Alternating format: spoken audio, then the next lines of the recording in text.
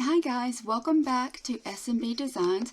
We are continuing this week in the book of John, and we left off, we finished chapter 1. We're going to begin chapter 2. I do have a trivia question for you, so I may start asking these at random times during the video. I don't know. You guys let me know what you think is best. I'd rather people that are watching actually get to win the prizes. So let me know what your thoughts are on that. And let's see, last week we had which two disciples wrote the Gospels? And that answer was John and Matthew. So if you got that one correct, kudos, good job. If you looked it up, kudos, good job. It means you were looking up in the Bible. So this week's question is, what piece of clothing did the soldiers put on Jesus? So that's your question. I'll say it one more time. What piece of clothing did the soldiers put on Jesus? So you'll want to leave the answer for that question in the comments below. And don't forget to give it a like while you're down there, and maybe even share it or subscribe. Those would all be great ways to help get the word out to other people. So starting in chapter 2, first let's pray. Daddy, thank you so much for this day. Thank you for this week. I ask you to watch over each of our friends on here and off of here. I ask you to just hover your peace and protection over them, Lord. Lord, I ask that you would have each person's hearts to be open, their eyes to see, their ears to hear, and their hearts to understand. I pray that your Holy Spirit would just plant seeds and it would be on good soil, Lord. I pray that while I'm reading this, you would keep me from stumbling over my words so that I can get this word out to other people for you, Lord. In Jesus' name I pray. Amen. Okay, so chapter 2. Now on the third day there was a wedding at Cana in Galilee. Jesus' mother was there, and Jesus and his disciples were also invited to the wedding. When the wine ran out, Jesus' mother said to him, "They have no wine left." Jesus replied, "Woman, why are you saying this to me? My time has not yet come." His mother told the servants, "Whatever he tells you to do, do it." Whatever he tells you, do it. Now there were 6 stone water jars there for Jewish ceremonial washing, each holding 20 or 30 gallons. Jesus told the servants, "Fill the water jars with water." So they filled them up to the very top. Then he told them, "Now draw some out and take it to the head steward." And they did. When the head steward tasted the water that had been turned to wine, not knowing where it came from, though the servants who had drawn the water knew, he called the bridegroom and said to him, "Everyone serves the good wine first, and then the cheaper wine when the guests are drunk. You have kept the good wine until now." Jesus did this as the first of his miraculous signs in Cana of Galilee. In this way, he revealed his glory, and his disciples believed in him.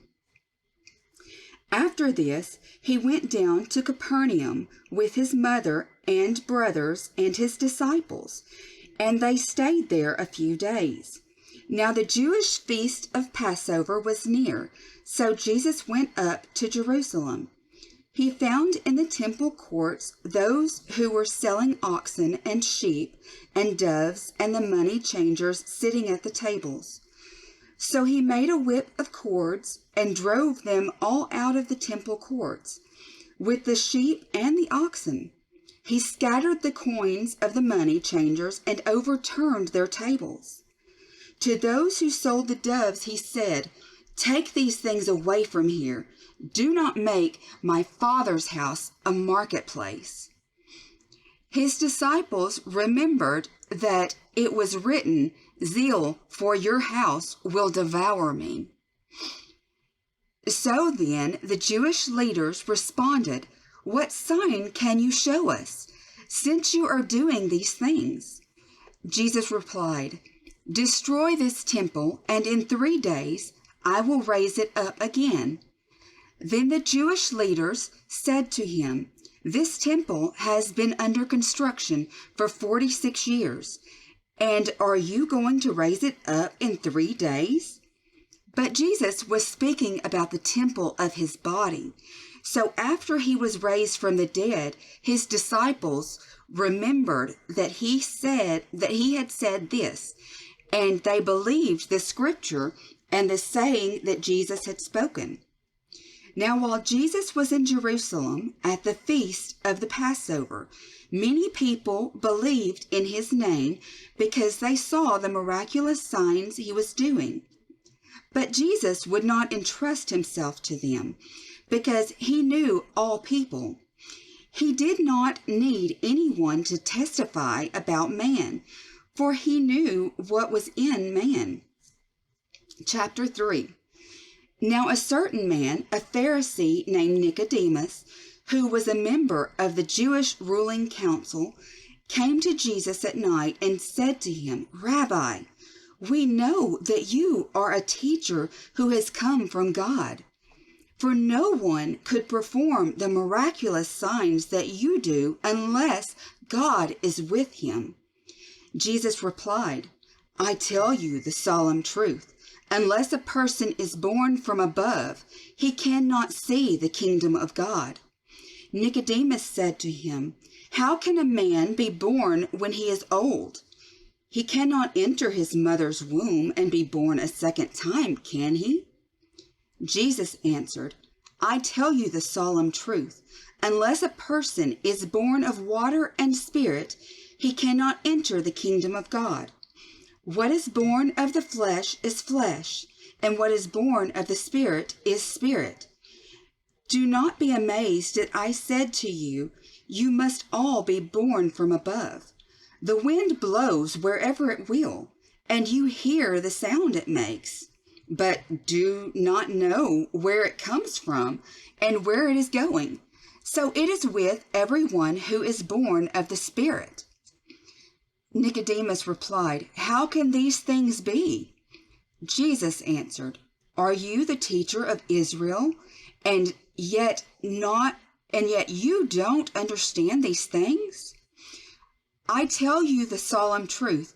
We speak about what we know and testify about what we have seen, but you people do not accept our testimony. If I had told you people about earthly things and you don't believe, how will you believe if I tell you about heavenly things? No one has ascended into heaven except the one who descended from heaven, the Son of Man. Just as Moses lifted up the serpent in the wilderness, so must the Son of Man be lifted up, so that everyone who believes in him may have eternal life.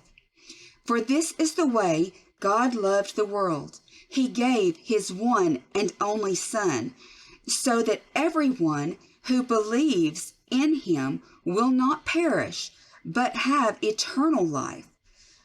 For God did not send his Son into the world to condemn the world, but that the world should be saved through him. The one who believes in him is not condemned. The one who does not believe has been condemned already, because he has not believed in the name of the one and only Son of God. Now this is the basis for judging, that the light has come into the world, and people loved the darkness rather than the light, because their deeds were evil. For everyone who does evil deeds hates the light and does not come to the light, so that their deeds will not be exposed. But the one who practices the truth comes to the light, so that it may be plainly evident that his deeds have been done in God. After this, Jesus and his disciples came into Judean territory, and there he spent time with them and was baptizing. John was also baptizing at Aenon, near Salim, because water was plentiful there, and people were coming to him and being baptized, for John had not yet been thrown into prison. Now a dispute came about between some of John's disciples and a certain Jew concerning ceremonial washing. So they came to John and said to him, "Rabbi, the one who was with you on the other side of the Jordan River, about whom you testified, see, he is baptizing, and everyone is flocking to him." John replied, "No one can receive anything unless it has been given to him from heaven. You yourselves can testify that I said, 'I am not the Christ, but rather I have been sent before him.' The one who has the bride is the bridegroom. The friend of the bridegroom who stands by and listens for him rejoices greatly when he hears the bridegroom's voice. This then is my joy, and it is complete. He must become more important while I become less important. The one who comes from above is superior to all. The one who is from the earth belongs to the earth and speaks about earthly things. The one who comes from heaven is superior to all. He testifies about what he has seen and heard, but no one accepts his testimony. The one who has accepted his testimony has confirmed clearly that God is truthful. For the one whom God has sent speaks the words of God, for he does not give the Spirit sparingly. The Father loves the Son and has placed all things under his authority. The one who believes in the Son has eternal life. The one who rejects the Son will not see life, but God's wrath remains on him." We will stop there for this week and pick up next week in chapter 4. Don't forget the question that I asked you at the beginning, and be sure and put your answer in the comments below.